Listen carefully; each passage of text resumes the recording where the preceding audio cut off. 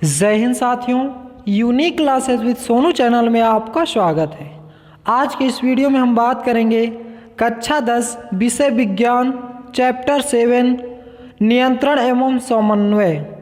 नियंत्रण एवं समन्वय दोस्तों, इस चैप्टर को हम आज पूरे डिटेल से अध्ययन करेंगे। यानी कि पहले हम बहुविकल्पी प्रश्नों को सॉल्व करेंगे, फिर अति लघु उत्तरीय प्रश्न और फिर लघु उत्तरीय प्रश्न और फिर विस्तृत उत्तरीय प्रश्न। इस तरीके से आज हम पूरे चैप्टर को रिवीजन करेंगे। हमने अलग अलग सभी क्वेश्चनों को डिटेल से पढ़ चुके हैं और आज एक ही वीडियो में हम पूरे चैप्टर को रिवीजन करेंगे। तो चलिए स्टार्ट करते हैं। बहुविकल्पी प्रश्न। क्वेश्चन नंबर फर्स्ट, मादा लिंग हार्मोन कहलाता है एस्ट्रोजन। मादा लिंग हार्मोन कहलाता है एस्ट्रोजन। किस हार्मोन की कमी से मधुमेह रोग हो जाता है? इंसुलिन। किस हार्मोन की कमी से मधुमेह रोग हो जाता है? इंसुलिन। मनुष्य के मस्तिष्क का कौन सा भाग सर्वाधिक विकसित होता है? सेरेब्रम। मनुष्य के मस्तिष्क का कौन सा भाग सर्वाधिक विकसित है? सेरेब्रम। हार्मोन क्या है? प्रोटीन। हार्मोन क्या है? प्रोटीन। सामान्य मनुष्य में मस्तिष्क का भार होता है 1300 से 1400 ग्राम। सामान्य मनुष्य में मस्तिष्क का भार होता है 1300 से 1400 ग्राम। कौन सा पादप हार्मोन कोशिका विभाजन में सहायक है? साइटोकाइनिन। कौन सा पादप हार्मोन कोशिका विभाजन में सहायक है? साइटोकाइनिन। पतझड़ से संबंधित हार्मोन है एब्सिसिक अम्ल। पतझड़ से संबंधित हार्मोन है एब्सिसिक अम्ल।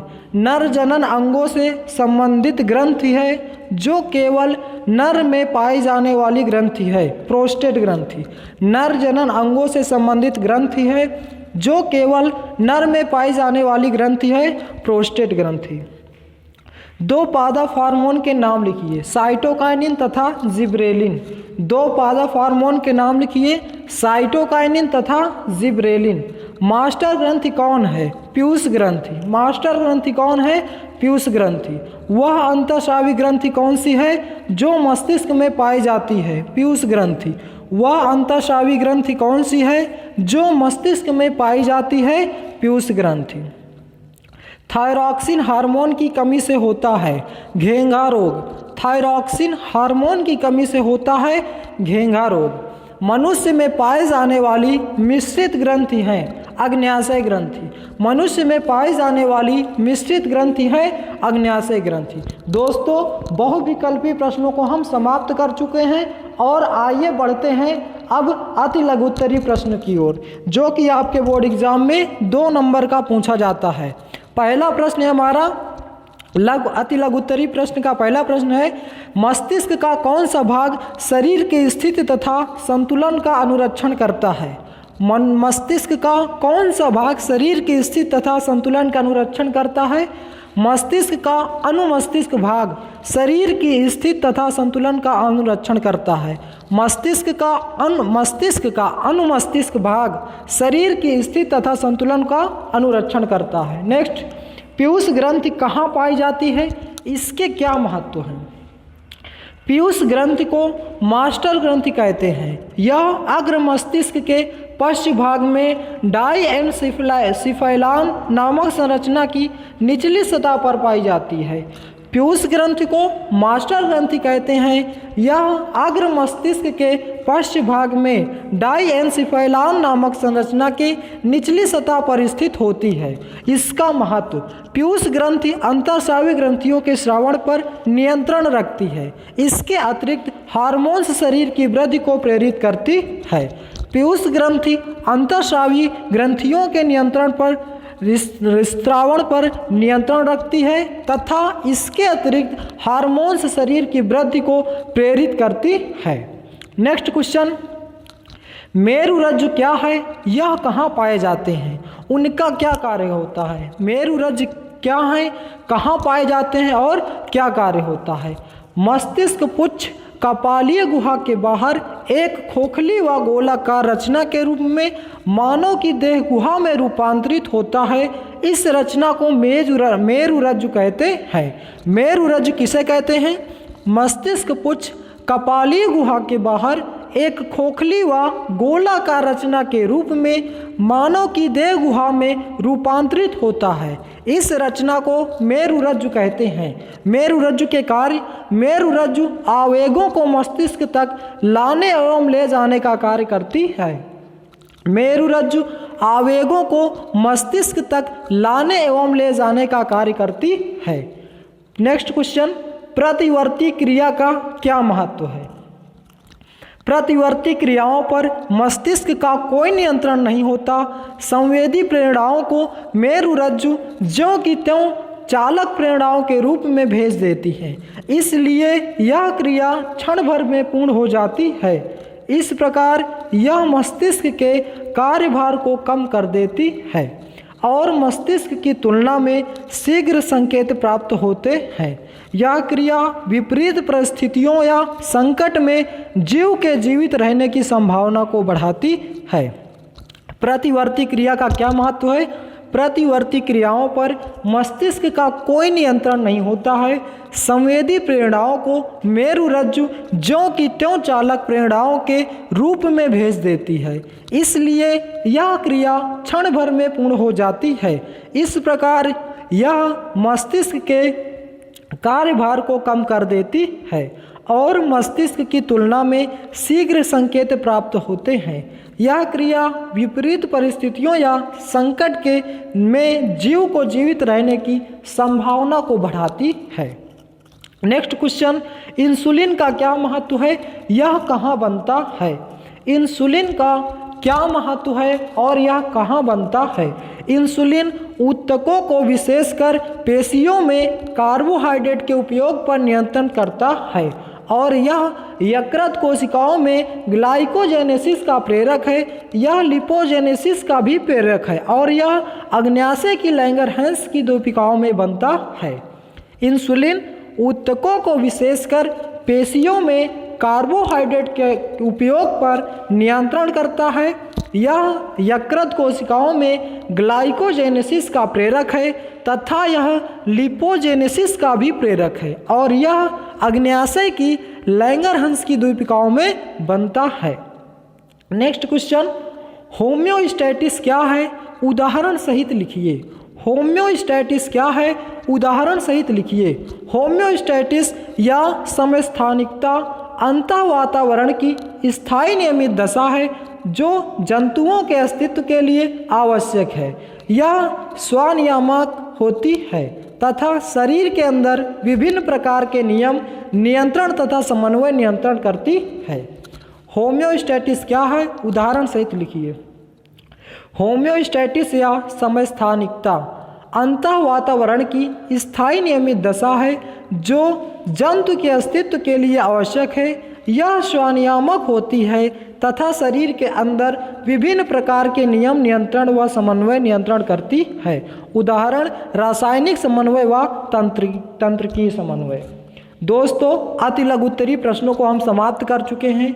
आइए बढ़ते हैं हम लघु उत्तरीय प्रश्नों की ओर, जो कि आपके बोर्ड एग्जाम में 4 नंबर का पूछा जाता है। दोस्तों, हम इसी प्रकार से पूरे चैप्टर को पहले एक एक क्वेश्चन 2-2 क्वेश्चन करके पूरे डिटेल से अध्ययन करेंगे। फिर सभी क्वेश्चनों को हम एक बड़े से वीडियो में, जैसे कि आज हम लोग कर रहे हैं, इसी प्रकार सभी चैप्टर्स को पूरे बड़े से वीडियो में कर लेंगे एक वीडियो में, ताकि हमारा सभी क्वेश्चन एक बार में रिवीजन हो जाए और आपको कोई दूसरा वीडियो भी देखने में ज़्यादा दिक्कत ना आए। तो आइए स्टार्ट करते हैं लघु उत्तरीय प्रश्न। पहला प्रश्न है, अंतःस्रावी ग्रंथियों या नलिका विहीन ग्रंथियों की परिभाषा दीजिए। किन्हीं 2 अंतःस्रावी ग्रंथियों के नाम तथा उनमें स्रावित हार्मोन के नाम लिखिए। अथवा नलिका विहीन ग्रंथियों से आप क्या समझते हैं? थायराइड ग्रंथ के कार्य बताइए। दोस्तों, यह दोनों क्वेश्चन सेम ही है, दोनों अलग अलग प्रकार से पूछे जाते हैं। आप देख सकते हैं कितनी बार बोर्ड एग्जाम में आए हुए हैं। तो इस प्रकार से आपको क्वेश्चन को भी अच्छे समझना होगा, नहीं तो कोई क्वेश्चन दूसरे आपने पढ़ के गया कि नलिका विहीन ग्रंथियों से आप क्या समझते, बस यही क्वेश्चन आप पढ़े हुए हैं और दूसरा क्वेश्चन पूछ लिया दूसरी प्रकार से, तो आपको आता हुआ क्वेश्चन आप वहाँ पे नहीं कर पाएंगे। इसलिए जितने प्रकार से क्वेश्चन बनते हैं, पहले हमको क्वेश्चन को समझना होगा, तब फिर आंसर तो हम आप याद ही किए रहते हैं। तो चलिए बढ़ते हैं। अंतःस्रावी ग्रंथियाँ, हार्मोन स्रावित करने वाली ग्रंथियों को नलिका विहीन ग्रंथियाँ अंतःस्रावी ग्रंथियाँ कहते हैं। हार्मोन स्रावित करने वाली ग्रंथियों को नलिका विहीन ग्रंथियाँ अंतःस्रावी ग्रंथियाँ कहते हैं, क्योंकि इनमें वाहिकाएं नहीं होती और यह अपना स्राव सीधे रुधिर में छोड़ती हैं। रुधिर के साथ प्रत्येक हार्मोन शरीर में विशिष्ट स्थान पर पहुंचकर विशिष्ट परिवर्तन करता है, जैसे वृद्धि की दर, गौण लैंगिक लक्षणों या प्रतिलक्षित होना, लैंगिक परिपक्वता आदि। मानव शरीर में पाई जाने वाली अंतःस्रावी ग्रंथियां निम्नलिखित हैं। दोस्तों, अंतःस्रावी ग्रंथियां किसे कहते हैं? हार्मोन स्रावित करने वाली ग्रंथियों को नलिका विहीन ग्रंथि अथवा, यहाँ पे देखिएगा, नलिका विहीन ग्रंथि अथवा अंतःस्रावी ग्रंथियां कहते हैं, क्योंकि इनमें वाहिकाएं नहीं होती और यह अपना स्राव सीधे रुधिर में छोड़ती हैं। रुधिर के साथ प्रत्येक हार्मोन शरीर में विशिष्ट स्थान पर पहुंचकर विशिष्ट परिवर्तन करता है, जैसे वृद्धि की दर, गौण लैंगिक लक्षणों या प्रतिलक्षित होना, लैंगिक परिपक्वता आदि। मानव शरीर में पाई जाने वाली अंतःस्रावी ग्रंथियां निम्नलिखित हैं। पहला, पीयूष ग्रंथि, यह मस्तिष्क में स्थित होती है। इसके द्वारा स्रावित हार्मोन ऑक्सीटोसिन, वैसोप्रेसिन, सोमेटोट्रोपिक आदि हैं। दूसरा, थायराइड ग्रंथि, यह गले में स्थित होती है। इसके द्वारा थायरॉक्सिन हार्मोन स्रावित होता है। थायराइड ग्रंथि, यह गले में स्थित होती है। इसके द्वारा थायरॉक्सिन हार्मोन स्रावित होता है। नेक्स्ट, पैराथायराइड ग्रंथि, यह, दोस्तों इसमें नंबरिंग मिस्टेक हुई है, तीसरा हेडिंग है, कोई बात नहीं। पैराथायराइड ग्रंथि, यह गले में स्थित होती है। नेक्स्ट, एड्रिनल ग्रंथि, यह उदर के वृक्क के पास स्थित होती है। एड्रिनल ग्रंथि उदर के वृक्क के पास स्थित होती है। नेक्स्ट, थाइमस ग्रंथि, यह वक्ष में स्थित होती है। थाइमस ग्रंथि, यह वक्ष में स्थित होती है। नेक्स्ट, पीनियल काय, यह मस्तिष्क के में स्थित होती है। पीनियल काय, यह मस्तिष्क में स्थित होती है। दोस्तों, नेक्स्ट क्वेश्चन है, ऑक्सिन तथा साइटोकाइनिन के मुख्य कार्य लिखिए। ऑक्सिन तथा साइटोकाइनिन के मुख्य कार्य लिखिए। ऑक्सिन पौधों में प्ररोह की कोशिकाओं में वर्गीकरण को प्रेरित करते हैं, जबकि साइटोकाइनिन का मुख्य कार्य कोशिका विभाजन को प्रेरित करना है। ऑक्सिन पौधों में प्ररोह की कोशिकाओं में वर्गीकरण प्रेरित करते हैं, जबकि साइटोकाइनिन का मुख्य कार्य कोशिका विभाजन को प्रेरित करना है। नेक्स्ट क्वेश्चन, मनुष्य में पाई जाने वाली किन्हीं चार वाहिका विहीन ग्रंथियों के नाम तथा उनके कार्य लिखिए। मनुष्य में पाई जाने वाली किन्हीं चार वाहिका विहीन ग्रंथियों के नाम तथा उनके कार्य लिखिए। उत्तर, मनुष्य में पाए जाने वाली चार वाहिका विहीन ग्रंथियां निम्नलिखित हैं। पहला, पीयूष ग्रंथि। कार्य, यह मास्टर ग्रंथि कहलाती है, क्योंकि अधिकतर सभी अंतःस्रावी ग्रंथियों पर इसके हार्मोन्स नियंत्रण रखते हैं। इसके अतिरिक्त इसके हार्मोन्स शरीर की वृद्धि को प्रेरित करते हैं। पिट्यूटरिन के हार्मोन्स वृक्क नलिकाओं में जल के अवशोषण को बढ़ाते हैं तथा गर्भाशय की भित्ति को प्रसव के समय संकुचित करते हैं। पीयूष ग्रंथि के कार्य, यह मास्टर ग्रंथि कहलाती है, क्योंकि अधिकतर सभी अंतःस्रावी ग्रंथियों पर इसके हार्मोन्स नियंत्रण रखते हैं। इसके अतिरिक्त इसके हार्मोन शरीर के वृद्धि को प्रेरित करते हैं। पिट्यूटरिन के हार्मोन्स वृक्क नलिकाओं में जल के अवशोषण को बढ़ाते हैं तथा गर्भाशय की भित्ति को प्रसव के समय संकुचित रखते हैं या संकुचित करते हैं। दूसरा, थायराइड ग्रंथि। थायराइड ग्रंथि के कार्य, यह उपापचय की दर BMR, ऑक्सीजन की खपत व हृदय स्पंदन की दर का नियमन, ग्लूकोज का अवशोषण तथा ग्लूकोनियोजेनेसिस को प्रेरित करती है। थायराइड ग्रंथि के कार्य, यह उपापचय की दर BMR, ऑक्सीजन की खपत व हृदय स्पंदन की दर का नियमन, ग्लूकोज का अवशोषण तथा ग्लूकोनियोजेनेसिस को प्रेरित करती है। तीसरा, पैराथायराइड ग्रंथि। पैराथायराइड ग्रंथि के कार्य, यह फास्फेट तथा कैल्शियम आयन की सांद्रता का नियमन, रुधिर के जमने, अस्थि निर्माण, पेशी संकुचन आदि को नियमित करती है। पैराथायराइड ग्रंथि के कार्य क्या हैं? यह फास्फेट तथा कैल्शियम आयन की सांद्रता, नियमन, रुधिर के जमने, अस्थि निर्माण, पेशी संकुचन आदि को नियमित करती है। चौथा, अधिवृक्क ग्रंथि। अधिवृक्क ग्रंथि के कार्य, इसके हार्मोन्स भोजन के अवयव में उपापचय जल तथा लवणों का शरीर में वितरण, नियमन जैसे जल तथा सोडियम का पुनरावलोकन, किंतु फास्फेट तथा पोटेशियम का उत्सर्जन प्रेरित करते हैं। इसके लिंग हार्मोन पेशियों तथा जननांगों के उचित विकास को प्रेरित करते हैं। अधिवृक्क ग्रंथि के कार्य क्या हैं?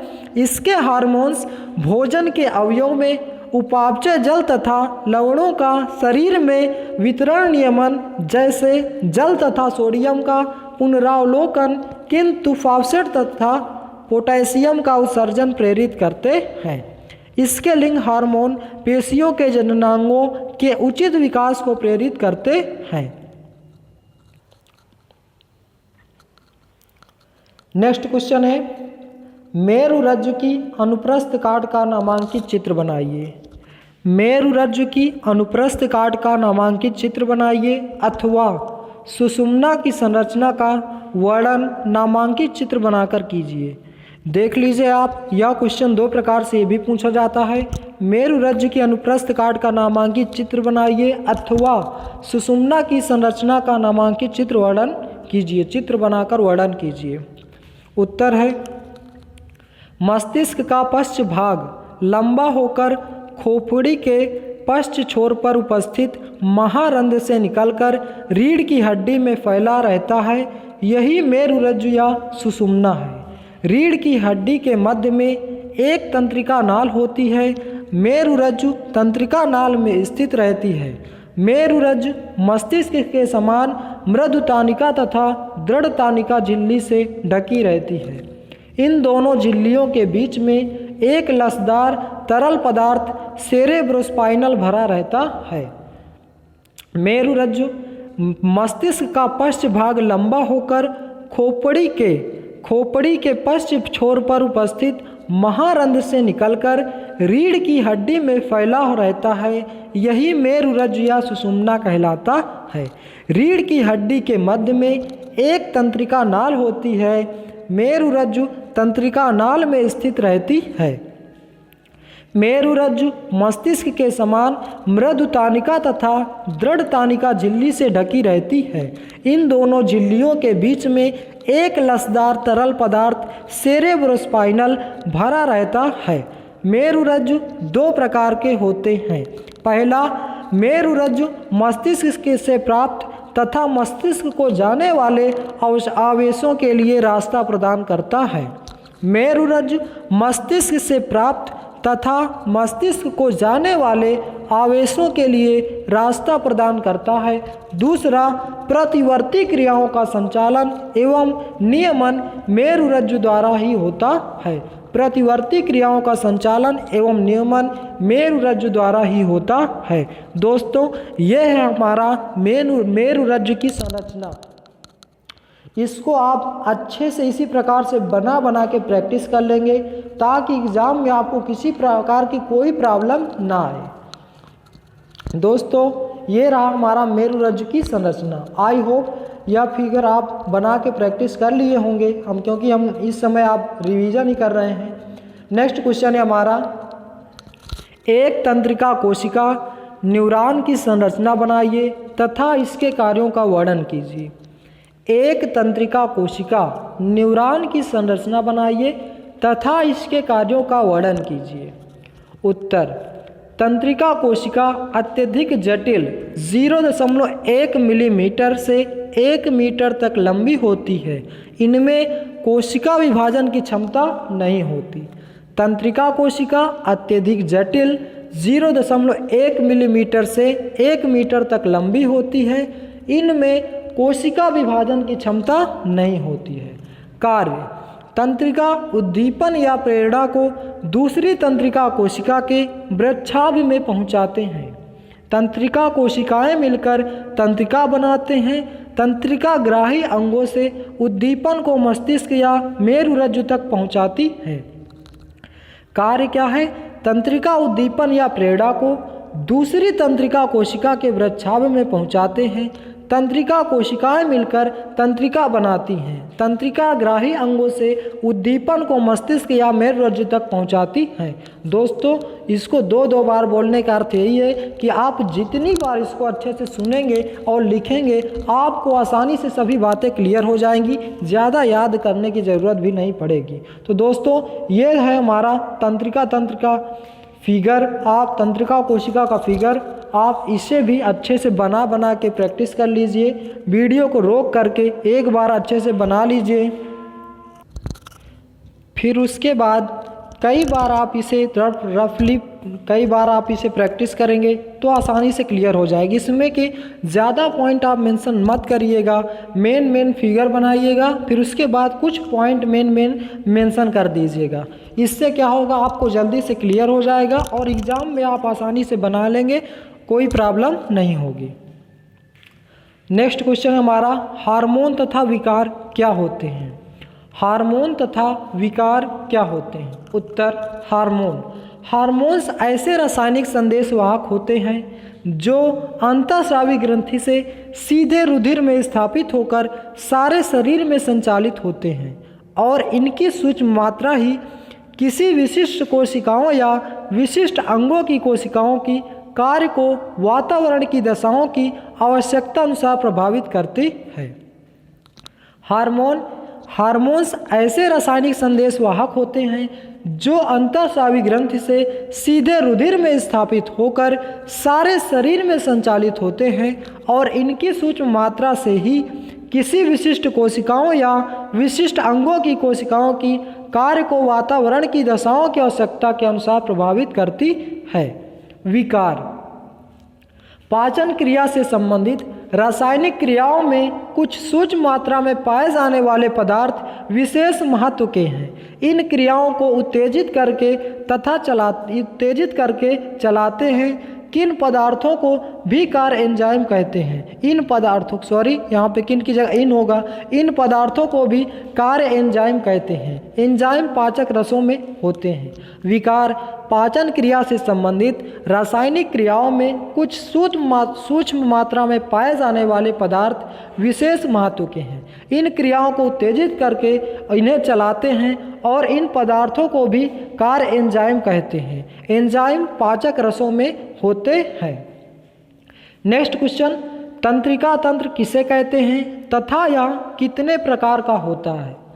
तंत्रिका तंत्र किसे कहते हैं तथा यह कितने प्रकार का होता है? तंत्रिका तंत्र वातावरणीय परिवर्तनों को संवेदी सूचनाओं के रूप में ग्रहण करके तंत्र की प्रेरणा या आवेगों के रूप में प्रसारित करता है। यह 3 भागों में विभक्त किया जाता है। तंत्रिका तंत्र वातावरणीय परिवर्तनों को संवेदी सूचनाओं के रूप में ग्रहण करके तंत्र की प्रेरणा या आवेगों के रूप में प्रसारित करता है। यह 3 भागों में विभक्त किया जाता है। नंबर फर्स्ट, केंद्रीय तंत्रिका तंत्र, दूसरा परिधीय तंत्रिका तंत्र, तीसरा स्वायत्त तंत्रिका तंत्र।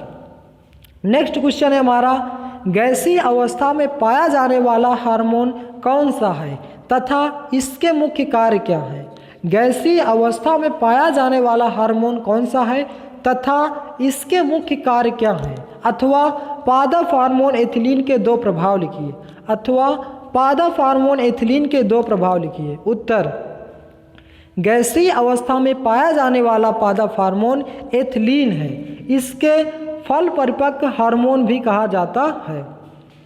गैसीय अवस्था में पाया जाने वाला पादप हार्मोन एथिलीन है। इसे फल परिपक्वन हार्मोन भी कहा जाता है। एथिलीन के कार्य, एथिलीन फलों को पकाने में महत्वपूर्ण होती है। एथिलीन फलों को पकाने में महत्वपूर्ण होती है। दूसरा, एथिलीन के प्रभाव से तने की लंबाई में वृद्धि को कम किंतु की मोटाई को अधिक करती है। एथिलीन के प्रभाव से तने की लंबाई में वृद्धि तथा मोटाई में तने की लंबाई वृद्धि को कम किया करती है और मोटाई को क्या करती है, अधिक करती है। तीसरा, इसके प्रभाव से मादा पुष्पों की संख्या में वृद्धि होती है और कुछ पौधों में ऑक्सिन के समान पुष्पन तीव्र होता है। एथिलीन के प्रभाव से मादा पुष्पों की संख्या में वृद्धि होती है और कुछ पौधों में ऑक्सिन के समान पुष्पन तीव्र होता है।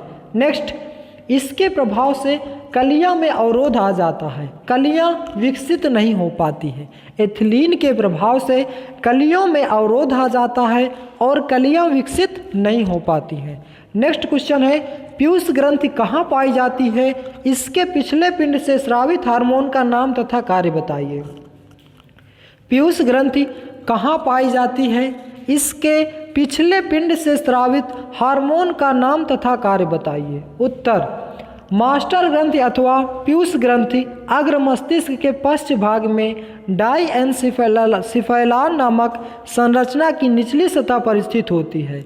यह शरीर की लगभग समस्त अंतःस्रावी ग्रंथियों पर नियंत्रण रखती है।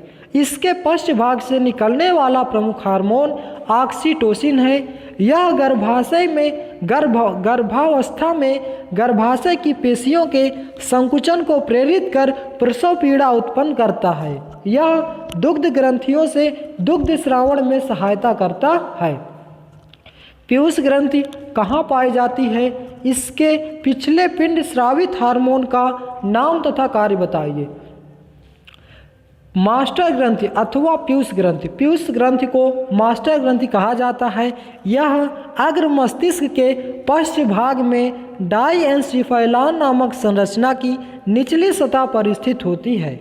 यह शरीर की लगभग समस्त अंतःस्रावी ग्रंथियों पर नियंत्रण रखती है। इसके पश्च भाग से निकलने वाला प्रमुख हार्मोन ऑक्सीटोसिन है। यह गर्भावस्था में गर्भाशय की पेशियों के संकुचन को प्रेरित कर प्रसव पीड़ा उत्पन्न करता है और यह दुग्ध ग्रंथियों से दुग्ध स्रावण में भी सहायता करता है।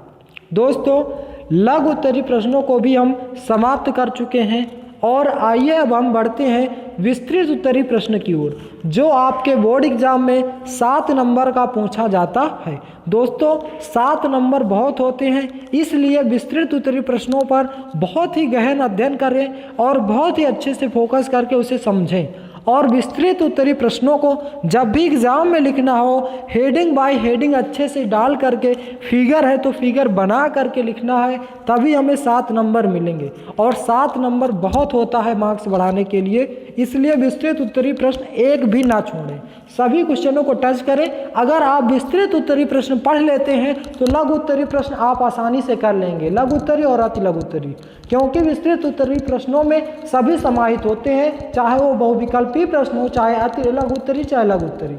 इसीलिए मेरा मानना है कि आप लोग विस्तृत उत्तरीय प्रश्नों को बहुत ही डिटेल से समझें और अच्छे से पढ़ें। अगर केवल आप विस्तृत उत्तरीय प्रश्नों पर फोकस कर लिए हैं तो फिर आप लघु उत्तरीय, अति लघु उत्तरीय और बहुविकल्पी आसानी से कर ले जाएंगे। तो चलिए स्टार्ट करते हैं हम। विस्तृत उत्तरीय प्रश्न 7 नंबर का पूछा जाता है। पहला प्रश्न है, ऑक्सिन एवं जिबरेलियन हार्मोन्स के कार्यों का वर्णन कीजिए। ऑक्सिन एवं जिबरेलियन हार्मोन के कार्यों का वर्णन कीजिए, अथवा ऑक्सिन हमारे लिए लाभदायक है, इस कथन की पुष्टि कीजिए। ऑक्सिन एवं जिबरेलियन हार्मोन के कार्यों का वर्णन कीजिए, अथवा ऑक्सिन हमारे लिए लाभदायक है, इस कथन की पुष्टि कीजिए। उत्तर, 2 पादप हार्मोन ऑक्सिन एवं जिबरेलियन है। 2 पादप हार्मोन ऑक्सिन एवं जिबरेलियन है। अब यहीं से आप देख लीजिए, अति लघु उत्तरीय प्रश्न में पूछ लेगा 2 पादप हार्मोन कौन कौन से हैं, तो आपको लिखना होगा कि 2 पादप हार्मोन ऑक्सिन एवं जिबरेलियन है। अगर यही क्वेश्चन बहुविकल्पी में ऑप्शन दे देगा, 4 विकल्प दे देगा, पूछ लेगा कि कौन सा पादप हार्मोन से, तो आप अगर पढ़े हैं विस्तृत उत्तरीय प्रश्न की ऑक्सिन और जिबरेलियन यही दोनों पादप हार्मोन से, तो आप आसानी से कर ले जाएंगे। इसीलिए हम कहते हैं कि विस्तृत उत्तरीय प्रश्नों पर बहुत ही अच्छे से फोकस करें। लघु उत्तरीय, अति लघु उत्तरीय, बहुविकल्पी आपके आसानी से हो जाएंगे। तो ऑक्सिन के प्रभाव तथा उपयोगिता। ऑक्सिन के प्रभाव तथा उपयोगिता। नंबर 1, कोशिका दीर्घन तथा वृद्धि दर प्रभाव। कोशिका दीर्घन तथा वृद्धि दर प्रभाव। ऑक्सिन से कोशिका दीर्घन होने के कारण ही तनों तथा फलों के आयतन में वृद्धि होती है। ऑक्सिन के कोशिका दीर्घन होने के कारण ही तनों तथा फलों के आयतन में वृद्धि होती है। कोशिका दीर्घन ऑक्सिन की उपस्थिति में भित्ति दाब घट जाने तथा जल के लिए भित्ति की पारगम्यता बढ़ जाने के कारण परासरणी सांद्रता बढ़ने से कोशिका भित्ति का लचीलापन बढ़ जाने के कारण होता है। फिर से कोशिका दीर्घन तथा वृद्धि दर प्रभाव। ऑक्सिन से कोशिका दीर्घन होने के कारण ही तनों तथा फलों के आयतन में वृद्धि होती है। कोशिका दीर्घन ऑक्सिन की उपस्थिति में भित्ति दाब घट जाने तथा जल के लिए भित्ति की पारगम्यता बढ़ जाने के कारण परासरणी सांद्रता बढ़ने से कोशिका भित्ति का लचीलापन बढ़ जाने के कारण होता है। दूसरा, संवहन एधा में कोशिका विभाजन। संवहन एधा में कोशिका विभाजन। कोशिका विभाजन की दर तथा एधा की मौसमी सक्रियता ऑक्सिन से नियंत्रण होती है। रोपण, क्षति आदि के समय कैलस का निर्माण इसी के कारण होता है। संवहन एधा में कोशिका विभाजन। कोशिका विभाजन की दर तथा एधा की मौसमी सक्रियता ऑक्सिन के नियंत्रण होती है। ऑक्सिन से नियंत्रण होती है। रोपण, क्षति आदि के समय कैलस का निर्माण इसी के कारण होता है। तीसरा, मूल प्रेरण। यदि कलम को ऑक्सिन में डुबोकर भूमि में लगाया जाए तो जड़ें शीघ्रता से उत्पन्न होती हैं। ऑक्सिन का मूलों का प्रेरण भी करते हैं। यदि कलम को ऑक्सिन में डुबोकर भूमि में लगाया जाए तो जड़ें शीघ्रता से उत्पन्न होती हैं। ऑक्सिन मूलों का प्रेरण भी करते हैं। चौथा, अनिकेश फलन। बीज रहित फलों के निर्माण में ऑक्सिन का उपयोग होता है। ये अनिकेश फलन प्रेरित करते हैं। अनिकेश फलन बीज रहित फलों के निर्माण में ऑक्सिन का उपयोग होता है। ये अनिकेश फलन को प्रेरित करते हैं। अब जिब्रेलिन्स के प्रभाव तथा उपयोग। हम दो प्रकार के पढ़ रहे हैं। पहला पढ़ चुके हैं, अब दूसरा पढ़ रहे हैं जिब्रेलिन्स के प्रभाव तथा उपयोग। पहला पॉइंट है बोल्टिंग। बोल्टिंग क्या होती है? जिब्रेलिन पर्वों की कोशिकाओं का दीर्घन करके तनों की लंबाई बढ़ाता है। 2 वर्षीय पौधों में जिनका तना अत्यंत ह्रास होता है अर्थात पर्वसिंधियाँ अत्यधिक पास होती हैं, जिब्रेलिन देने से तेजी से बढ़ने लगता है। इसे हम बोल्टिंग कहते हैं। जैसे चुकंदर तथा आनुवंशिक बौने पौधे। दोस्तों, इन सभी पौधों में यदि ये वृद्धि नहीं कर रहे हैं तो हमें जिब्रेलिन देने बोल्टिंग कर देने से या इसमें जिब्रेलिन देने से इनकी क्या होती है, पौधों में वृद्धि होने लगती है। बोल्टिंग जिब्रेलिन पर्वों की कोशिकाओं का दीर्घन करके तनों की लंबाई बढ़ाता है।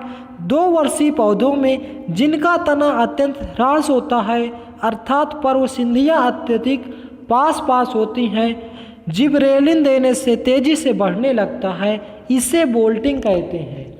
जैसे चुकंदर तथा आनुवंशिक बौने पौधे आदि। दूसरा, दीर्घ प्रकाशवधि वाले पौधे में शीघ्र पुष्पन। जो लंबे समय में पुष्प देते हैं उनमें शीघ्र पुष्पन कैसे होता है? जिब्रेलिन के प्रभाव से दीर्घ प्रकाशविधि पादपों में लघु काल में ही पुष्प उत्पन्न होने लगते हैं। दोस्तों, जिब्रेलिन के प्रभाव से दीर्घ प्रकाशविधि पादपों में भी लघु काल यानी कि कम समय में ही पुष्प उत्पन्न होने लगते हैं। तीसरा, अनिकेश फलन। सेब, नाशपाती जैसे फलों में ऑक्सिन की अपेक्षा जिब्रेलिन द्वारा अनिकेश फलन अधिक सफलता से कराया जा सकता है। इसी प्रकार अनेक फल जैसे अंगूर इनके प्रभाव से बड़े तथा बीज रहित उत्पन्न होते हैं। अनिकेश फलन, सेब, नाशपाती जैसे फलों में ऑक्सिन की अपेक्षा जिब्रेलिन द्वारा अनिकेश फलन अत्यधिक सफलता से कराया जा सकता है। इसी प्रकार अनेक फल जैसे अंगूर इनके प्रभाव से बीज रहित उत्पन्न होते हैं। बीज रहित व बड़े उत्पन्न होते हैं जिब्रेलिन्स के प्रभाव से। दोस्तों ये था हमारा पहला प्रश्न विस्तृत उत्तरीय प्रश्न का। आइए बढ़ते हैं नेक्स्ट प्रश्न की ओर। नेक्स्ट प्रश्न है हमारा पादप हार्मोन्स पर टिप्पणी लिखिए, अथवा पादप हार्मोन्स क्या है, किन्हीं 3 पादप हार्मोन्स के नाम तथा कार्यों का उल्लेख कीजिए। पादप हार्मोन्स पर टिप्पणी लिखिए, अथवा पादप हार्मोन्स क्या है, किन्हीं 3 पादप हार्मोन्स के नाम तथा कार्यों का उल्लेख कीजिए।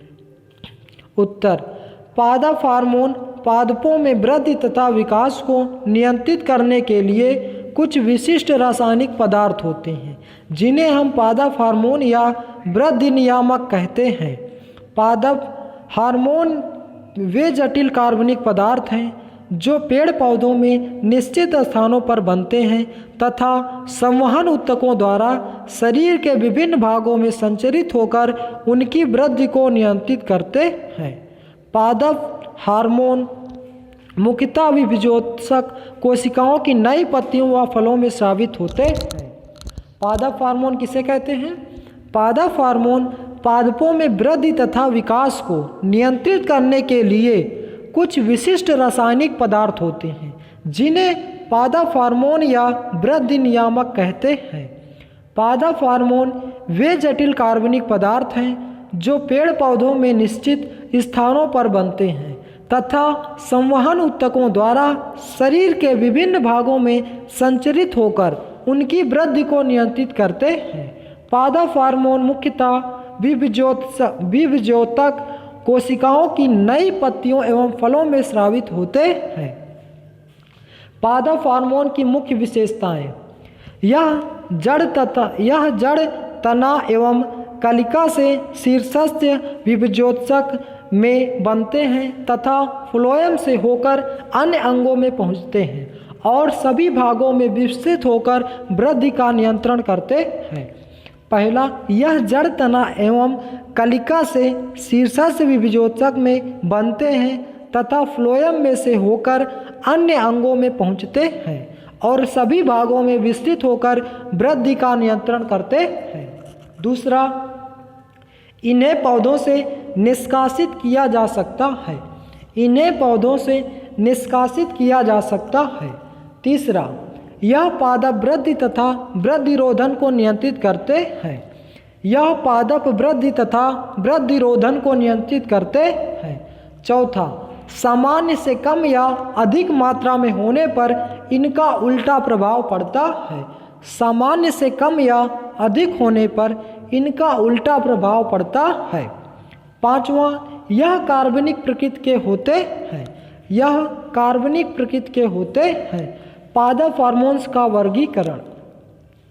पादप हार्मोन्स का वर्गीकरण।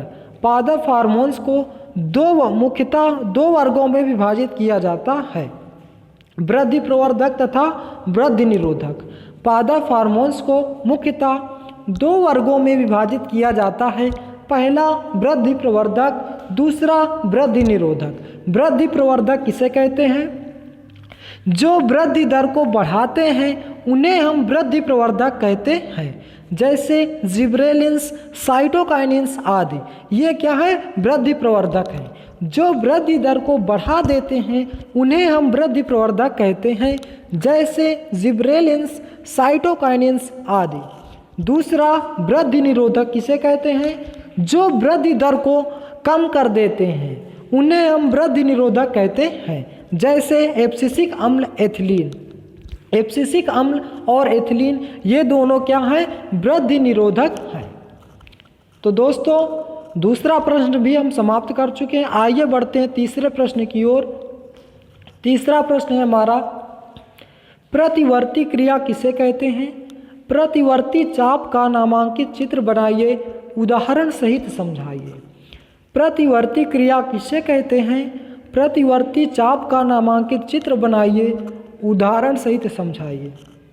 उत्तर, प्रतिवर्ती क्रिया किसी उद्दीपन के फलस्वरूप शीघ्रतापूर्वक उत्पन्न होने वाली स्वचालित और अनैच्छिक क्रिया को प्रतिक्रिया कहते हैं। प्रतिवर्ती क्रिया, यहाँ पे प्रतिवर्ती क्रिया होना चाहिए। प्रतिवर्ती क्रिया किसी उद्दीपन के फलस्वरूप शीघ्रतापूर्वक उत्पन्न होने वाली स्वचालित एवं अनैच्छिक क्रिया को प्रतिवर्ती क्रिया कहते हैं। प्रतिक्रिया की जगह में क्या होना चाहिए? प्रतिवर्ती क्रिया। इसके कार्यविधि, प्रतिवर्ती क्रिया वह क्रिया है जो अनैच्छिक होती है और जिन पर मस्तिष्क का किसी भी प्रकार का नियंत्रण नहीं होता है।